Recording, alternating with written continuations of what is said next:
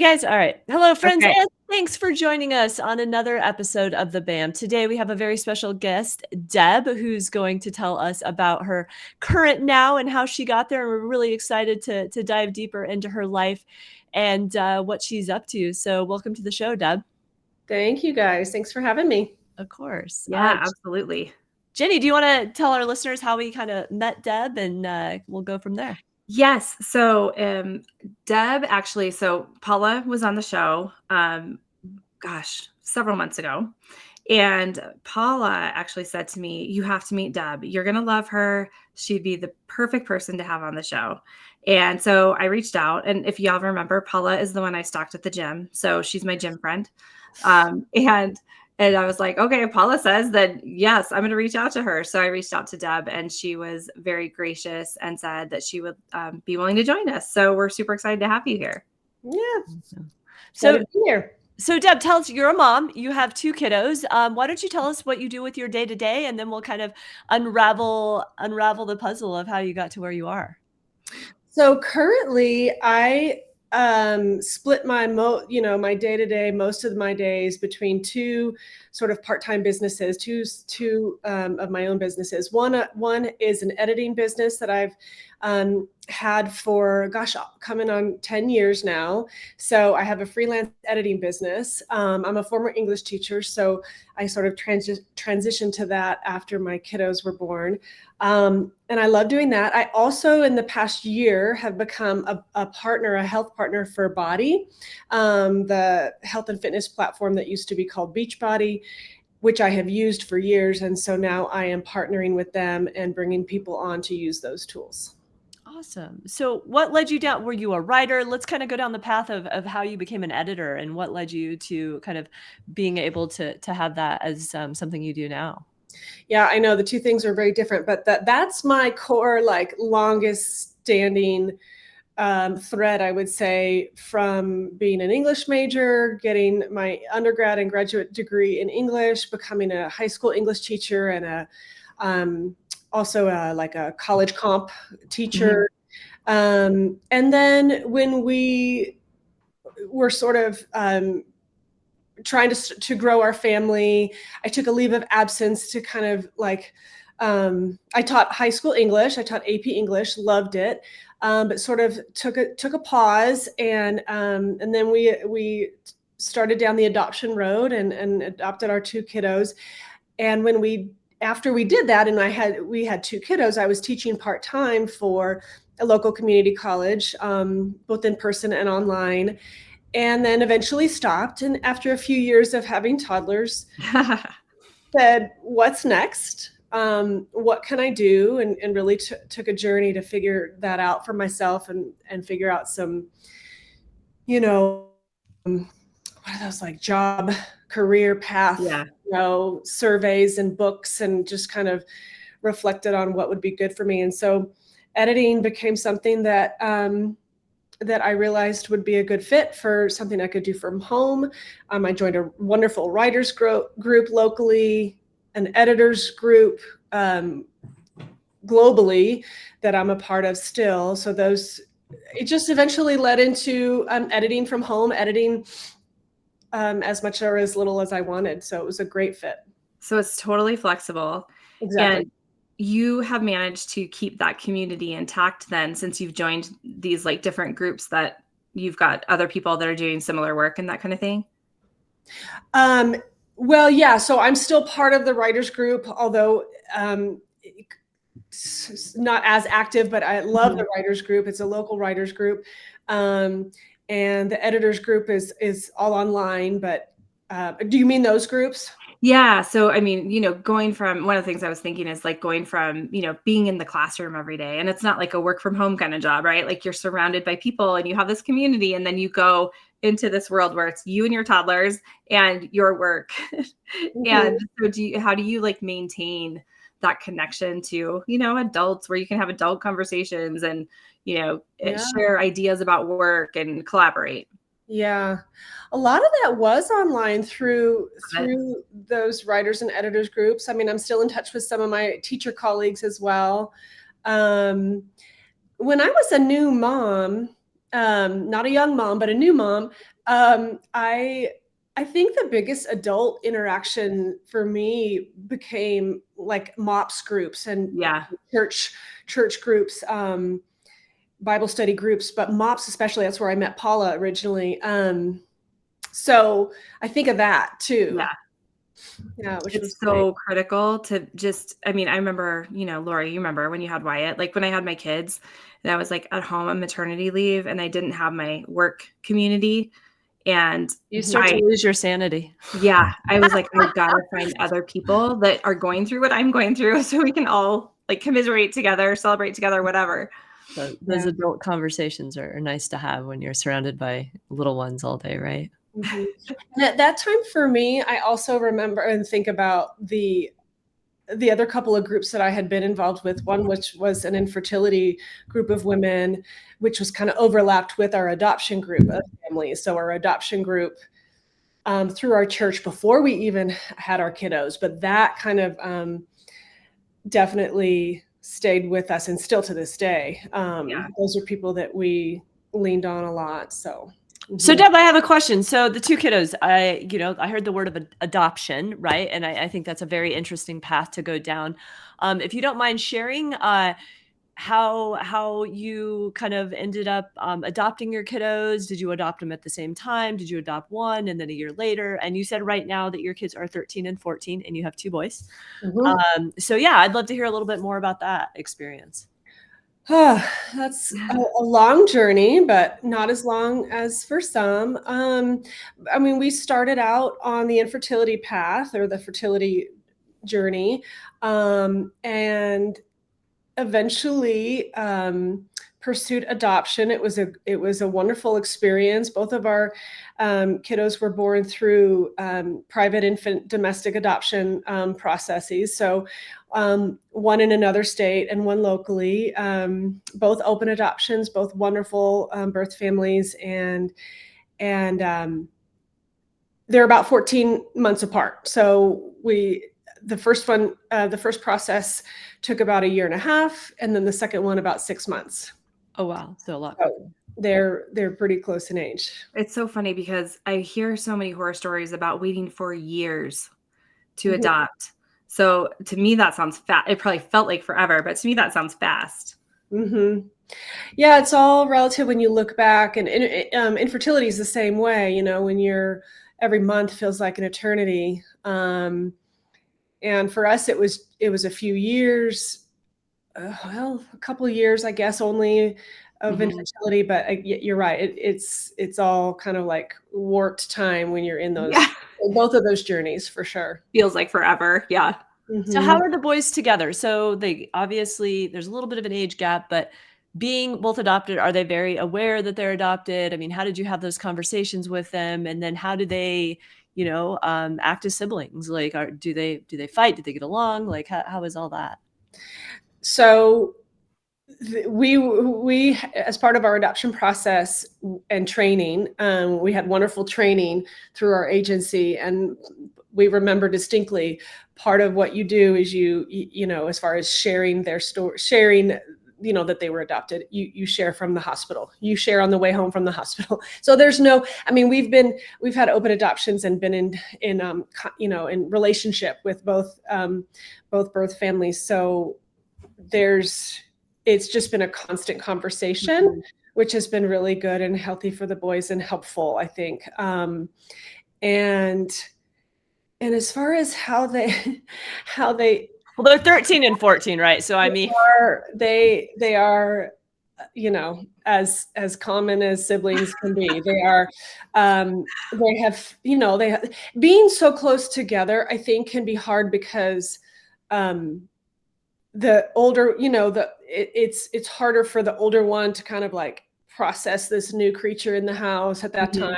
So, they've had their sibling rivalry over the years, like any siblings. They're now it's interesting because as teenagers, we're in the whole teenager realm now, and it feels like it. And it's fun because I used to teach high school, so I actually love it in a lot of ways. But they're very much into their own things, and so they don't come together and battle out. In fact, sometimes when they're together, they kind of roughhouse, and they're silly teenagers in a way that's like, oh my gosh, but at least they're getting along. Yeah. Right. They're not fighting. They're just being They're normal. not fighting. They're They're just kind of being being, real boys. they're just kind of being loud, and Yeah.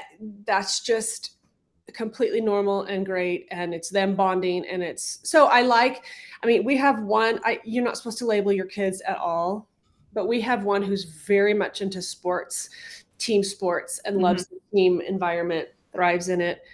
He's a football player, basketball player. The other is into all the arts, like all the arts, and really into them, and really talented in that. So they don't have a lot of competing interests, which is, in some ways nice, because they're not competing. Yeah. And in other ways, they still have to find their common ground sometimes, which they do in normal, like, teenage, Minecraft and Right. Sure, yeah. Video games, even normal, right? Eventually they'll find their common ground against you guys. Mm-hmm. Yeah, there's that individuation, and It's together but against. It's so funny. My kids, like, they could be fighting, and my brother and I did the same thing, but they can be fighting, like battling. And then if one of us comes down on one of them, it's both of them against us, and it's super Like, annoying we as a tag parent. team this. But my brother and I did the same thing. We could be beating the crap out of each other, and then all of a sudden it was like we were on each other's side, So the dynamics there are so interesting. And I remember as a teacher, when my 10th and 11th graders would complain about, their siblings, I just remember telling them, just wait till you're adults. I know. I just think living under the same roof with any other, except for pets, any other human is hard. And you need to find ways of, and so, because that happened with my sisters too. We were like you. We fought a lot, and then we had to figure out how to be friends as adults. And it just became easier though with some distance. But anyway, so that's awesome. And how many siblings do you have? I have two. I have a twin sister and an older sister. Oh, twin sister. I want to hear more about that too. So, okay, are you guys close, or are you guys different? I'm always so infatuated by twins. I think it's just fraternal or whatever it be. I'm always just like, wow. Yeah, it's fun. We are very, very close. We all are. I heard there's a Netflix show right now, by the way, about a twin study. That reminds me, I need to watch it. It's supposed to be great. Eat What You Are, I think it's called. Anyway, something about twins. I watched it. Is it? Yeah. I watched it. So I'm going to give you my commentary on it, because I felt like it was a little bit bait and switch. Honestly, I thought it was going to be about twins and how their bodies responded to different things, and what their health journey. It very quickly turned into a anti any kind of animal product. So they started showing slaughterhouses, and I was like, this is not what it's supposed to be. So it was interesting, because I love watching that stuff. So I was so excited. And then I started watching it, and it was pretty much like a proponent of a plant-based diet, which is fine, but that's not what I was thinking. It was like a forks over knives type of a show, instead of more focusing on the twins. So it was interesting. I think I've heard that. And so maybe for me, knowing that will help just kind of understand that. And, but yeah, I mean, we were told we were fraternal as babies because we had two placentas. And then years later, I have another good friend who the same exact thing happened to her and her twin. She lives near me, and her twin lives near my sister, funny enough. So, but we were told we were fraternal, two placentas. 20 years later, they discovered, hey, maybe two placentas could be identical, because if the egg splits early enough, then the placenta would split too, and so you'd have two placentas. They just assumed that two, and we are very, very much alike. Like, we look alike. People confuse us. We confuse ourselves sometimes. So now we say, after that long story, we say we're identical. Yeah. So and then you have another sister? We have an older sister. So what was that dynamic like? Was it like the two of you against your older sister, or like how did three is tricky anyway, but then you've got identical twins. So how was that? I mean, it was interesting because we all played soccer together in high school. We all fought like siblings, do. And I'm sure it wasn't easy to have a pair of twins come along behind you at 2 years old, Yeah. and I know it wasn't easy for my mom. But so we would fight, but then, man, if there was any threat to us, she was our biggest protector. So I remember, and she I don't know, we all played soccer in high school together, and she was a star, and she was and she kind of, that was a really cool experience to kind of be brought us. I don't know, she just um cheered us on, I think, in that way. Yeah. So I have a question back to the twin thing. So you always hear these stories like of twins possibly like feeling like like their twins' pain, or like emotionally like being able to kind of like telepathically like, I don't know, feel their I mean, has anything weird ever happened to you like that? Do you feel there's some extra connection you have, or is that just who knows? We've never, I don't think we've ever had that experience. Okay. We've heard of that, but no, not for us. Okay. I mean, Interesting. we're very close, but and we wear similar things, and we show up in similar outfits and stuff like Is that. your But body type the same? Like you said, you're very so similar looking. yes, yes, or they were. But it's been interesting because our paths have our medical and our sort of Mhm. pregnancy paths. All of that has, I think, made us more different in at this point, because she ended up having two babies. I, went through infertility and then breast cancer and hysterectomy, like I shared with you guys last time we chatted. So all of that, Yeah, I changes mean, things. what's interesting though is we get similar migraine symptoms. We don't we ever since college or soon after, we get migraines where, like, with the classic blind spot aura. Mhm. Yeah, I get those. Horrible. They're horrible. Yeah, and I mean, I so we will text each other and just text aura, Uh, because yeah. Yeah. and it's been happening a lot lately for me, and I'm like, hormones or something. But anyway, Yeah, for sure. so that's a similar pattern that hopefully will go away Yeah. eventually. Yeah, no kidding. Yeah. Um, But you're right, maybe it's hormones, right? I mean, I feel like, I have always I actually started getting migraines as a child, and I had no idea what they were, and they used to scare me. I used to go to the nurse's office. I mean, I mhm, was like 5 or 6, and, I've had these phases within my life where sometimes they were worse, sometimes they were better. Luckily, knock on wood, they've, I get them occasionally, but it's usually around that hormonal time that mhm. I do get them, and they are, like if I'm somewhere, I have to pull over and I have to wait until I can see again, and they're Yep. really pretty Scary. horrible. So, yeah, they're I Yeah. have painless. one of my friends, she had debilitating migraines for years, like couldn't work, like Yeah. terrible.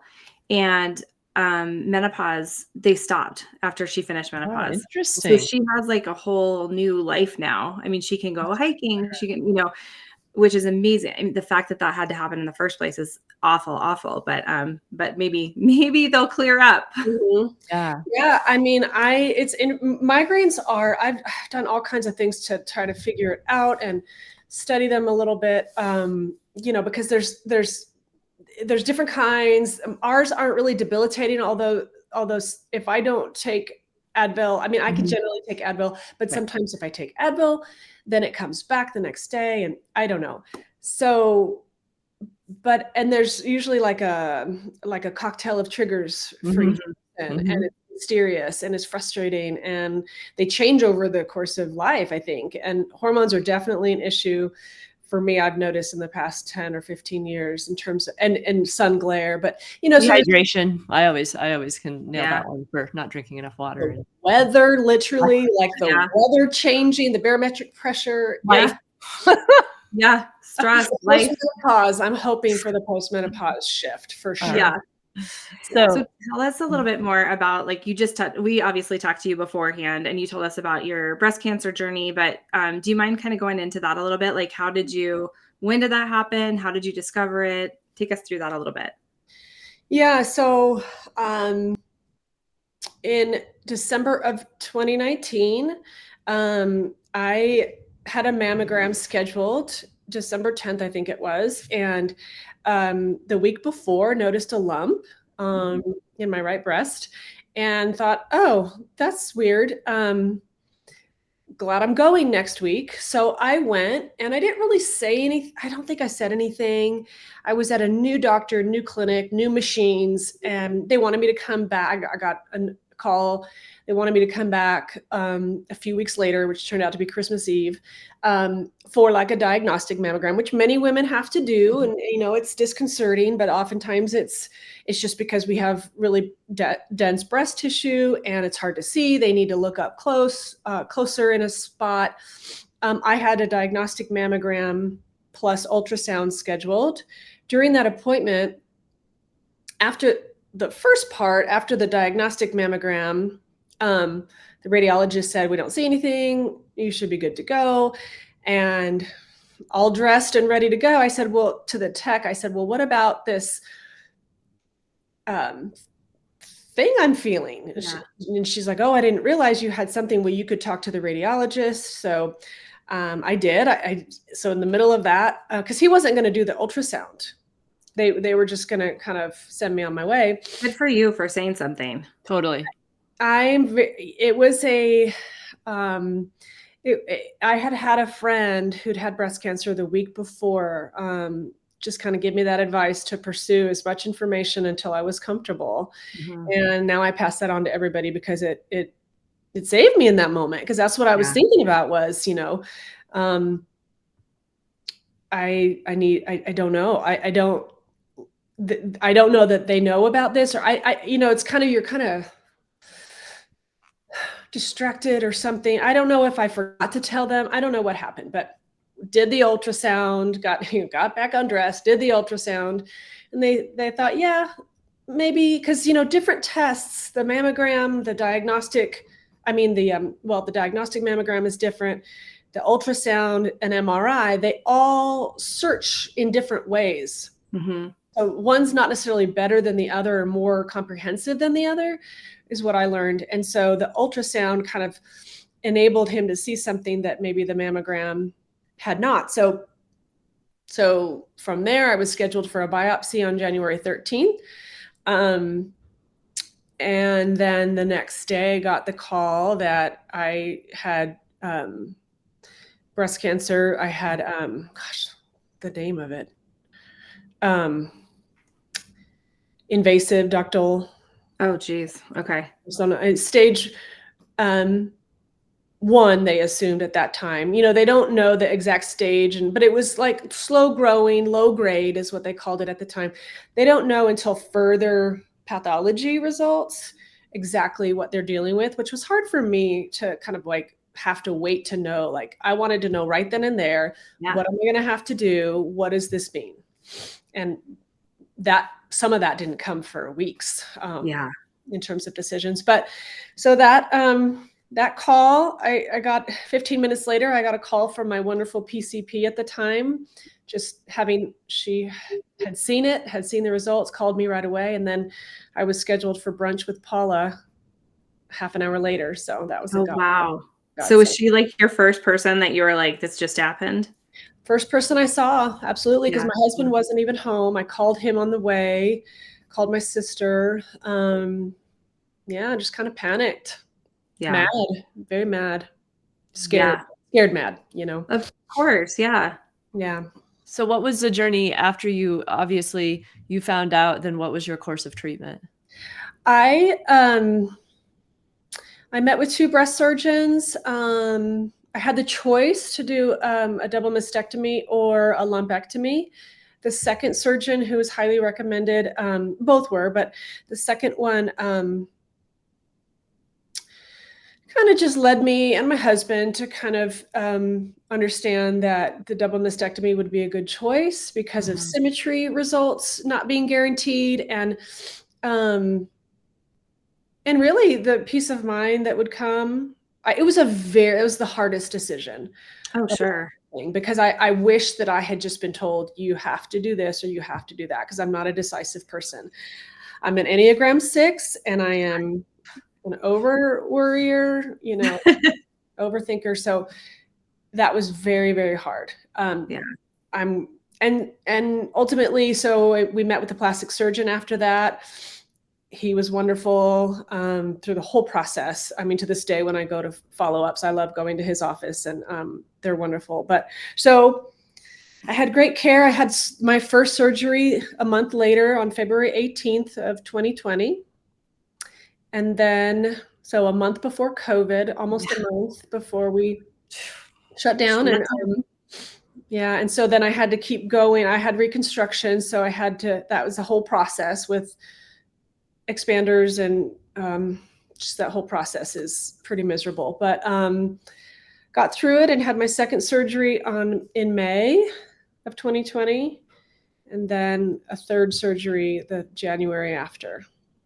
Oh, wow. Okay. And then did you have to have like chemo and radiation, or did the mastectomy take care of everything?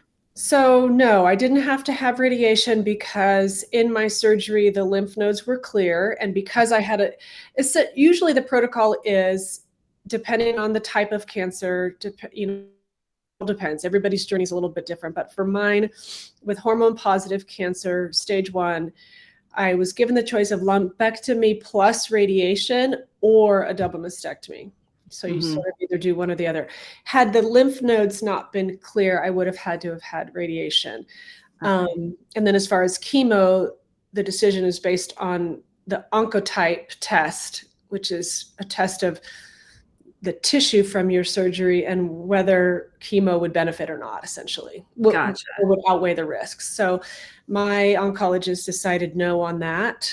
Although it was more gray area than I would have liked, but all that was really confusing too. And you realize it's like, you think science, black, white, right? And you realize there's so much like interpretation and art and all of, it's not what you think it is. And it would be so much easier if they're like, do this or this. These are your 2 options, but it's like there's 50 options. Yeah. I'm normally like such a gray area. I don't think in black and white. I think of all the nuances, and I love that. But with this, as an indecisive sort of, an emotional wreck at the time, like, I needed decisions, but that was part of the journey, and part of my growth was having to figure some of that stuff out and talk to friends, talk to doctors, and I don't know. Yeah. But got through it. Yeah. Good. It's tough. I feel, I was talking to Jenny about this. I'm kind of in a, I think, and we all are as women, breast cancer is one of those things that more people than you would have ever thought actually have it or are going through it. And, recently in my life, I've had some, friends, that weren't able to necessarily beat it and recently passed away due to it. And just been a really hard, realization that, it's so empowering when you see people that are able to win the battle, so I think it's really empowering, and it just the support that we all come together as women to really, help people through those tough times. I think is, you probably realize that too, the support that came out of everywhere to really be there for you. So I think that's, amazing. Yeah. So now let's talk about this beach bodiness. So the fitness side of things, I always love fitness, obviously. And so how you like to, obviously this is another part-time gig that you do, but for the fitness component, what drew you into fitness, and how you now really enjoy part of that community, but more so just for yourself and what you like to do in your spare time? Yeah. I mean, I don't think I've ever in my adult life not been somebody who is active and works out. I was a runner for a lot of years. My twin Angie and I have always been runners as well. In college, I mean, we played sports in high school, and then in college, struggled with some like over exercising at one point, but just have always loved working out, but especially running. And I think when the kids were little, I found Beachbody workouts. I found 21 Day Fix, especially, but also my husband and I did P90X. We did, T25. We have all those DVDs, which a lot of people do. And 21 Day Fix is actually the one that I did the most, that was with Autumn Calabrese, and it's actually having its 10-year anniversary this next month, which is exciting. But so I loved it, and I got great results from it. Super quick workouts, so that Was this like VHS? I love going back to like, these were like, I remember like having a VHS tape of like the Tybo, like my girlfriends and I would put it in and do it like VHS, like legit, you know? I mean, that I just feel like it's so funny to see the evolution. Yeah, I know. I probably have some workout videos on VHS, but they're mostly, I think, DVD. I had Cindy Crawford. I had, who did the Buns of Steel? I think it was Denise Austin. Oh, I remember that one. No, it wasn't Denise Austin. I had Buns of Steel, but yeah, they were VHS. I know, it's just, it's come a long way. Fast forward, rewind, you know, you got it like.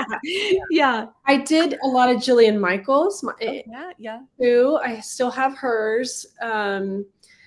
Yeah. So, and then eventually when Beachbody became an interactive, online platform, I just transitioned to that. And I used to go to the gym for like the rec center for a class that I loved every now and then. But eventually I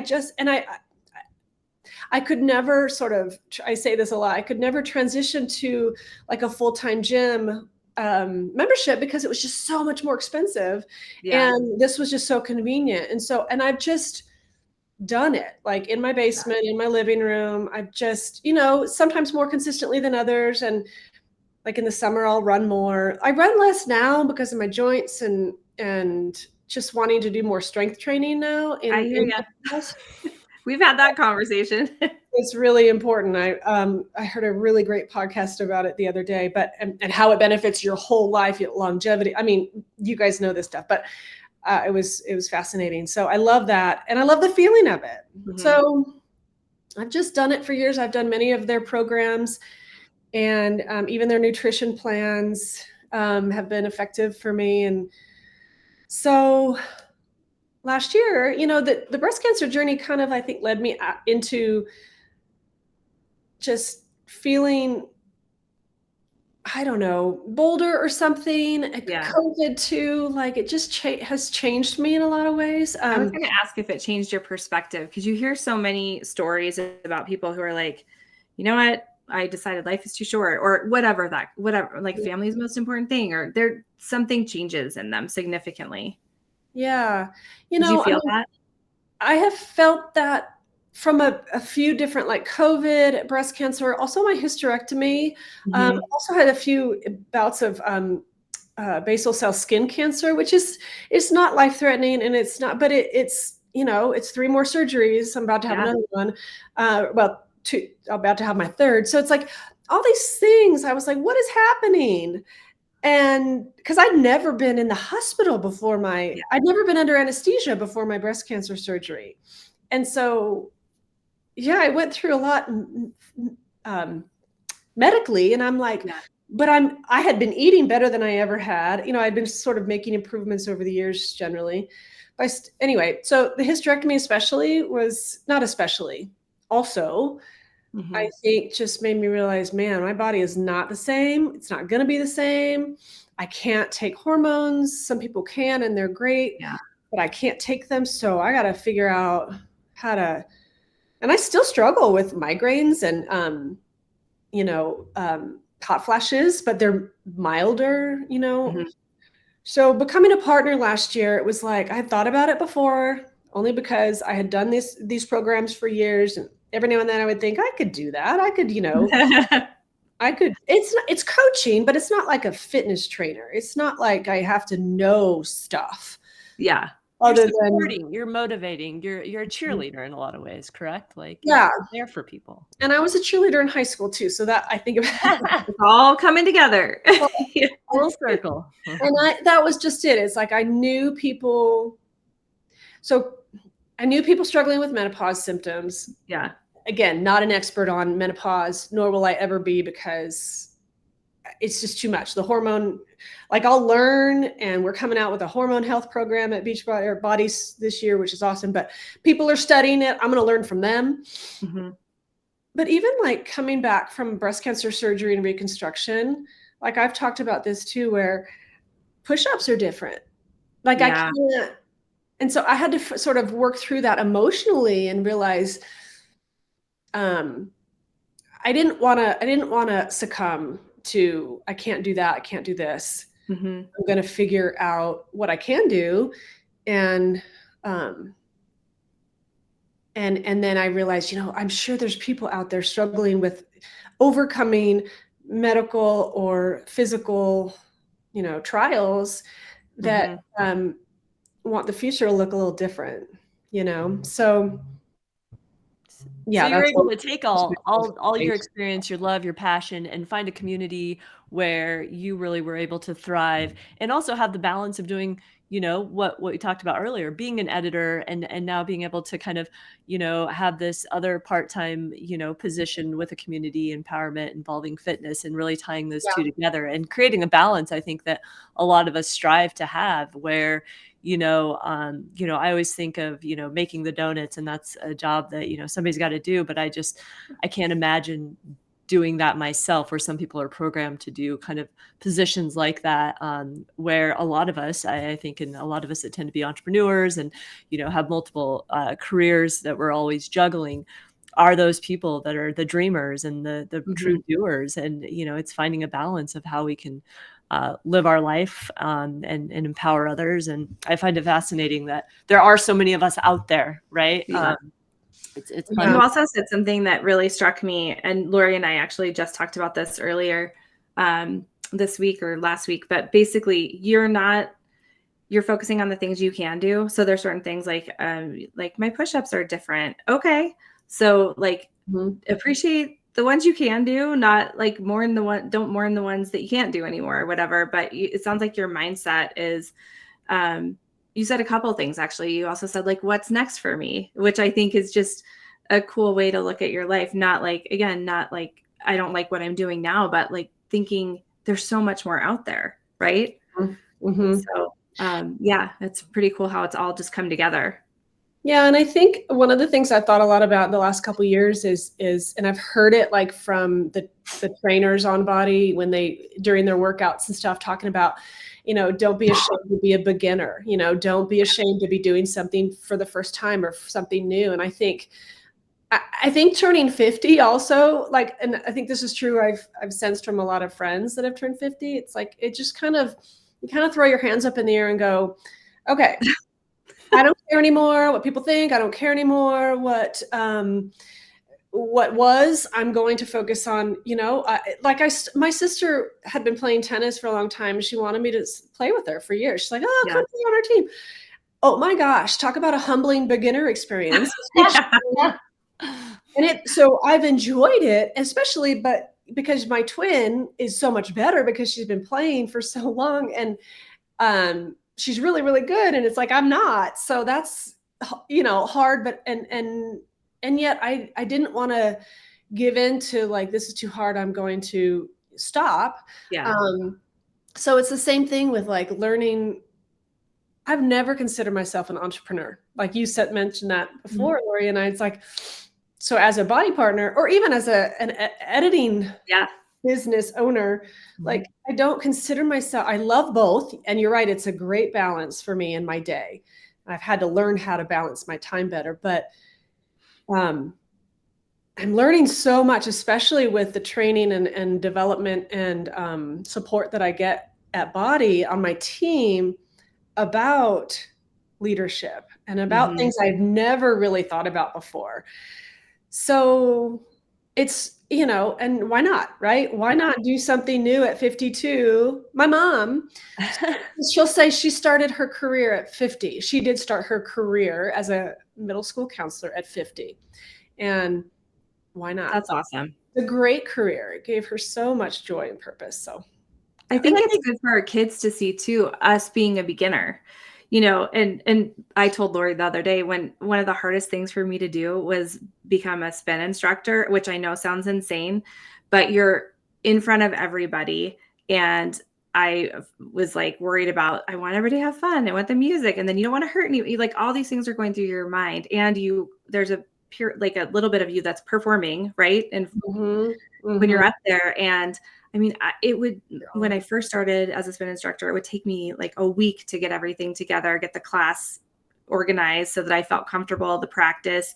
And now you'd say like, okay, can you teach a class? And I can jump up and do it. But it's good for us to remember, like we can still learn new things no matter what age. And it's good for our kids to see us in the struggle a little bit because they usually don't. Yeah. And I just thought of something. This is what I would wish to say to people considering like starting a fitness program or starting a nutrition program or starting anything new. Like, cause I think when you were talking about like learning to be a spin instructor, I thought to myself that I would say, oh, I could never do that. But why not? Like, why? Maybe I can do that. Or maybe, you know, I think the voice in our head. We stop with that. So people might look at what I'm doing and go, well, you're there or whatever. You have this consistency. And I do because I've been doing it for years. And they might say, well, I could never do that. Or I could never, I think people get stuck there and they don't challenge that. And I've just been challenging it a little bit more because I still find myself saying that. You at 30 probably would have said to yourself, I could never do like what you're doing right now. Your 30-year-old self probably would have said, I could never do that. Exactly. But it's so, and we also think, again, like going back to our thought process, like I look at people that have been, I look at Lori who had been doing cycling for years, and I'm comparing myself as a beginner to somebody that's been doing it for, however many years. And your journey is your own and your learning curve is your own, and it takes time. Right. And I've also heard a lot along those lines. Why not me? It's like we discount ourselves and we exclude ourselves before we even start. Yeah. And I'm still challenging myself to if I'm looking like at somebody else, not with envy necessarily, but admiring somebody else, say, in whatever sphere it might be. I'm trying to say, why not me? And maybe I don't want that, but it doesn't. But we need to stop excluding ourselves from. But things. Knowing it's possible, right? Like knowing and giving yourself the props that I could do that if I chose to make that my path. And I think that as we get older, it's wonderful that we start to think like that, because when we're younger, I think there is a lot of walls up that are like, oh, you can't do that, or you're not certified to do that, or you didn't go down that educational path. And it's like, but I'm motivated and I want to do this and I want to learn. And I want to, I always think the most interesting thing, and I think the job market and careers right now is, it's so based on a piece of paper and all these check marks. If you're qualified to do something, to even like get to a real life person to then express who you are and what you're capable of. Right. So it's just a different world, and it's navigating around those things, but knowing we're all capable of doing what we really want to do. Yeah. And that belief in self is hard for a lot of us, especially if we've gone through trials or we're in them. So I mean, I just want people to think differently about themselves sometimes. I think there's a lot of deprogramming that has to happen, and we've done what we were supposed to do, and we've been in this box, for however many years. And I've said to myself, I turn myself down more than anybody else has ever said no to me, right? Like I say no to myself however many times a day. And I never challenged that voice until recently. Then I'm like what you said, well, why can't I do that? I could do that, And so I think that there's a lot of deprogramming that has to happen, but just being aware of it, you can get started on that. Yeah. And I love that. I love that we tell ourselves no, turn more than anybody else. And I have to tell this story because I've told it.